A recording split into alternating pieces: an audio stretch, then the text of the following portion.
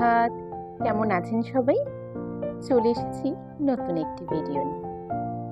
আজ আমি প্রায় 1 যুগ পরে চিকেন রান্না করলাম।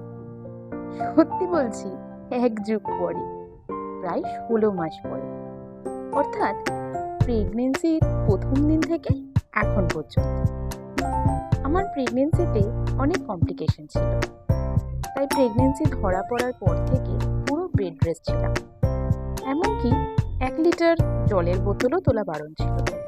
তাই তখন থেকেই আমার বাড়িতে রান্নার জন্য একটি দিদি আসে। তিনি এখনো রান্না করেন, তাই আমার আর রান্না করাটা হয়ে ওঠে না। ওই দিদি যখন ছুটি নেন তখন বাইরের খাবার খেয়ে নিই। কিন্তু এখন বাড়িতে শ্বশুর শাশুড়ি এসেছেন, তারা দুজনেই অসুস্থ, তাই বাইরের খাবার নট অ্যালাউড। হঠাৎ করেই দাদা ভাই অর্থাৎ আমার দেওর বলল, বৌদি, মিষ্টিকে আমি দেখবো, তুমি আর চিকেনটা করো। অনেকদিন তোমার হাতের চিকেন খাইনি। মিষ্টি মানে আমার মেয়ে, ওকে ওর কাকাই আদর করে মিষ্টি বলে। কি আর করা, বললাম আনো, সব কিছু করবো। রাত 9:30 আনলো, শুরু হলো রান্না। দেখুন, কথা বলতে বলতে সব কাটাকুটি প্রায় হয়ে গেছে। আলু কেটে ভাজতেও দিয়ে দিলাম, আর নুন হলুদ দিয়ে দিলাম।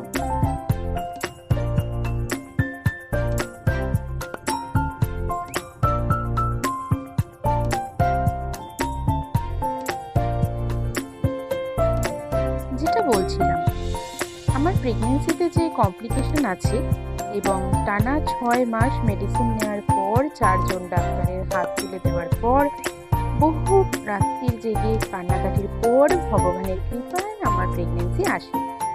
কিন্তু আমি এইসব কথা আমার বাড়ির কাউকে বলিনি। আমার মা দিদিও জানতো না যে আমার চিকিৎসা চলছে। আসলে আমি আমার কষ্টটা সবার সাথে শেয়ার করা একদম পছন্দ করি না। মেয়ে হওয়ার পরে তাদের বলি।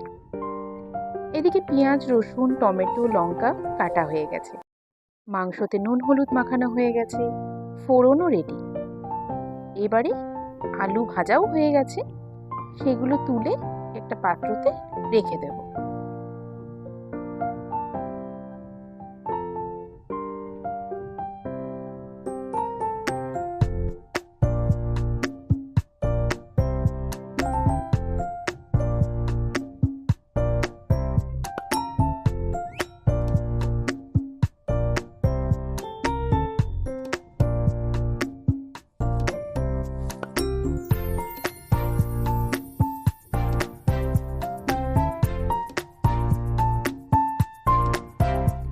আবার একটু তেল দিয়ে ফোড়নগুলো দিয়ে দিলাম।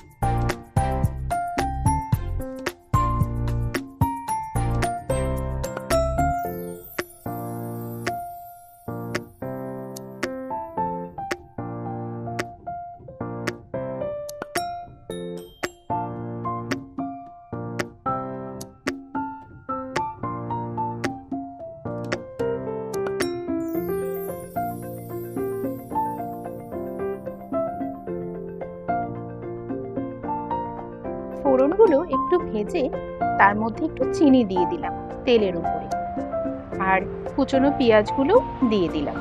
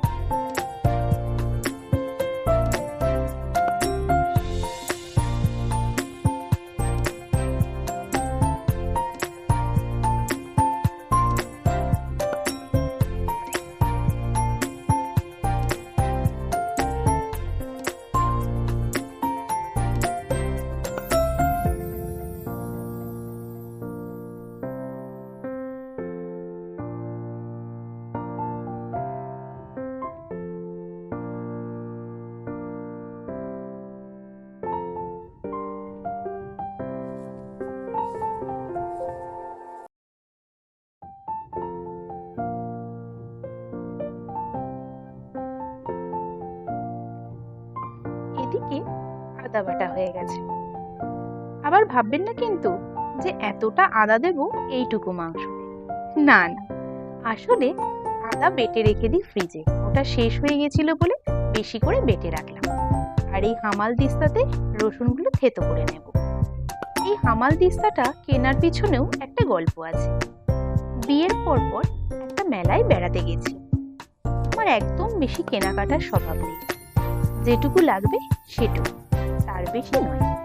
উল্টে কর্তামশাই বলতে থাকে এটা নাও ওটা নাও।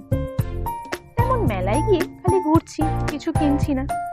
তখন কর্তামশাই বলল একটা হামাল দিস্তা বলে ও নিজে দেখে শুনে এটা কিনলো। সবারই হয়তো বিয়ের পর ঘর গোছানোর জিনিস একটা একটা করে কেনার এমনই ছোট বড় গল্প থাকে, তাই না? বিশেষ করে যারা একা একা সংসার করে। ও আসলে ভীষণ ভালো রান্না করতে পারে। আমার এই মাংস রান্নাও ওর থেকে শেখা। মেঝেতে নিয়ে করছি, কারণ বাপের বাড়িতে রান্নার স্ল্যাবের উপরে করতে গিয়ে স্ল্যাবটা ভেঙে দিয়েছিলাম। এদিকে পেঁয়াজটা লাল করে ভাজা হয়ে গেছে, তার মধ্যে থেতো করে রাখা রসুনটা দিয়ে দিলাম, আর কিছুটা রসুন রেখে দিলাম পরে দেব।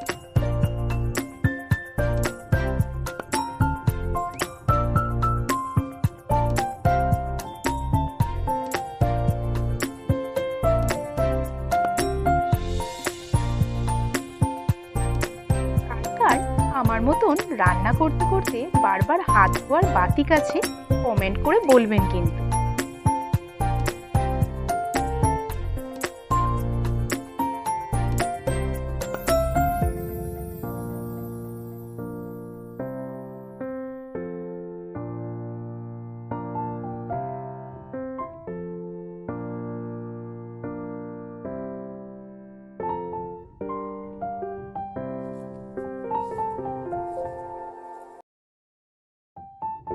এবার আদাটাও পরিমাণ মতন দিয়ে দিলাম।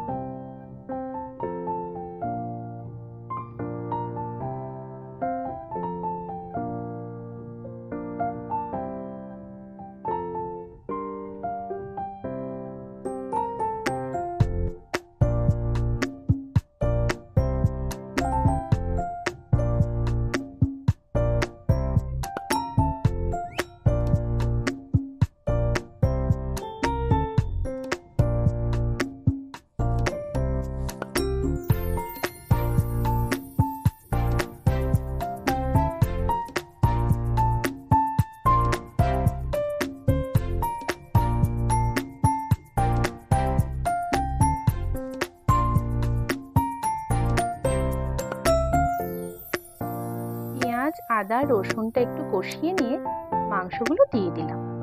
এবার চলবে মেন কষানোর পালা। টমেটো, লঙ্কা, জিরে, ধনে এগুলো একটু পরে দেব।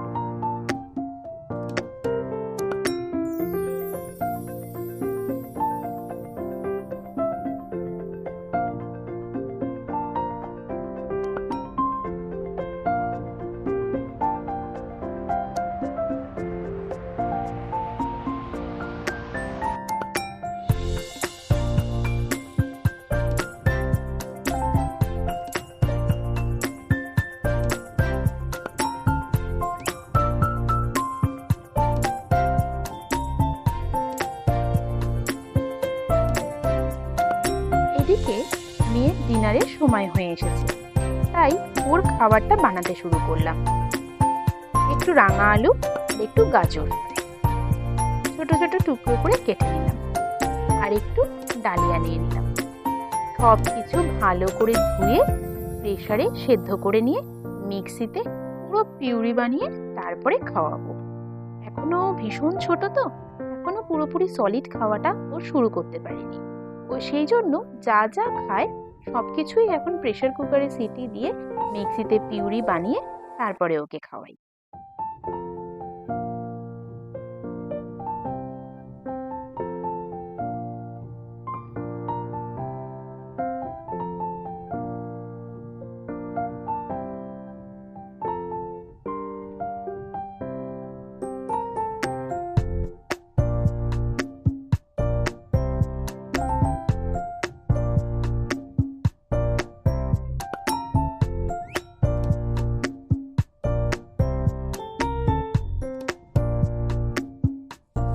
এদিকে মাংস বানানো চলছে, কষিয়েই যাচ্ছি। অ্যাকচুয়াল কিন্তু ভিডিওতে যেটুকু টাইমের মধ্যে রান্না করা দেখায়, সত্যি সত্যি যদি এত কম টাইমে রান্না হতো তাহলে কি না ভালো হতো বলুন।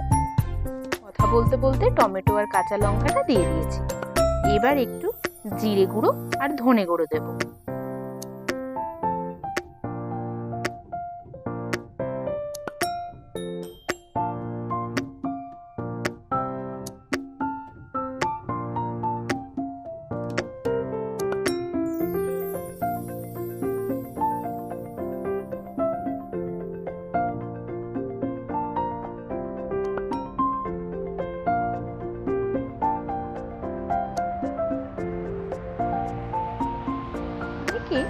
মাংসে কিন্তু জিরে গুঁড়ো দেয় না, আমরা কিন্তু দিই। জিরে গুঁড়ো দিলে টেস্টটা কিন্তু বেশ ভালোই হয়, কি বলুন?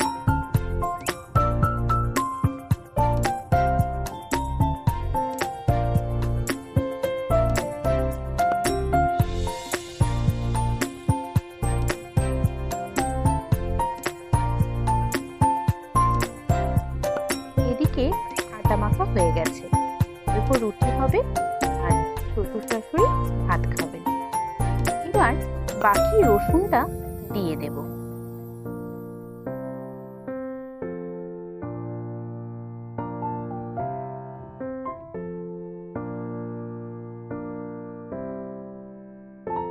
শেষের দিকে রসুনের একটু ফ্লেভার থাকে, এইভাবে লাস্টের দিকে একটু রসুন দিলে। এটা আমার কর্তামশায়ের শেখানো।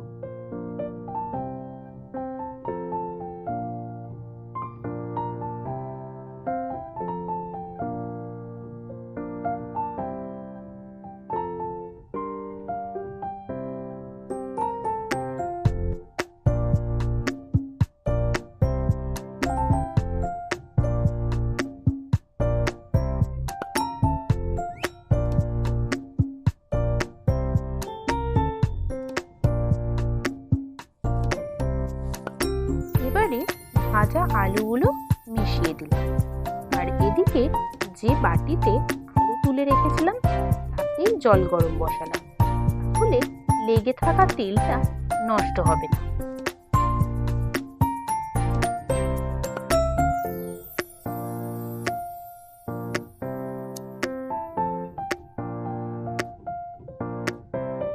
এই যে এবার সর্বশেষে এলেন কর্তামশাই।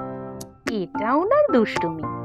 আমি রান্না করলে পুরো রান্নাটা হয়ে গেলে উনি শেষে এসে একটু নাড়বেন এবং সর্বক্ষণ এটাই বলবেন যে ওই যে আমি একটু নাড়লাম, তাতেই তো মেন স্বাদটা হলো।